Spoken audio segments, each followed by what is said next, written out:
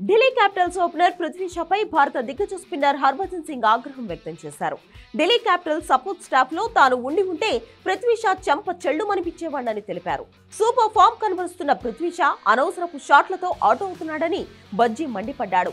IPL 2024 season లో భాగంగా Lucknow super Giants తో శుక్రవారం జరిగిన మ్యాచ్ లో ఢిల్లీ క్యాపిటల్స్ 6 వికెట్ల తేడాతో గెలుపొందింది. ఈ సీజన్ లో ఢిల్లీకి ఇది రెండో విజయం మాత్రమే. ఈ మ్యాచ్ లో ముందుగా బ్యాటింగ్ చేసిన లక్నో సూపర్ జైంట్స్ నిర్ణీత 20 ఓవర్లలో 7 వికెట్లకు 167 పరుగులే చేసింది. అనంతరం లక్ష్య ఛేదనకు దిగిన ఢిల్లీ క్యాపిటల్స్ 18.1 ఓవర్లలోనే 4 వికెట్లకు 170 పరుగులు చేసి గెలుపొందింది. అరంగేట్ర ప్లేయర్ జేక్స్ ప్రెస్ మెగ్గక్ 35 బంతుల్లో 2 ఫోర్లు, 5 సిక్స్లతో 55, రిషబ్ పంత్ 24 బంతుల్లో 4 ఫోర్లు, 2 సిక్స్లతో 41 పరుగులతో విధ్వంసకర బ్యాటింగ్తో చెలరేగారు.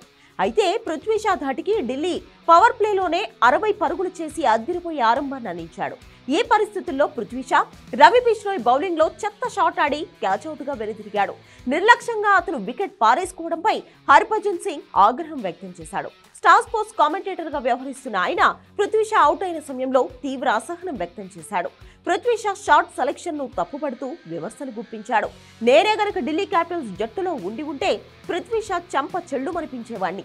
అతనికి ఆ షాట్ ఆడాల్సిన అవసరమే లేదు. నిర్లక్ష్యపు షాట్ తో అతను ఢిల్లీని కష్టాల్లోకి నెట్టాడు. అద్భుతంగా బ్యాటింగ్ చేస్తున్నప్పుడు పెద్ద ఇన్నింగ్స్ ఆడేందుకు ప్రయత్నించాలి.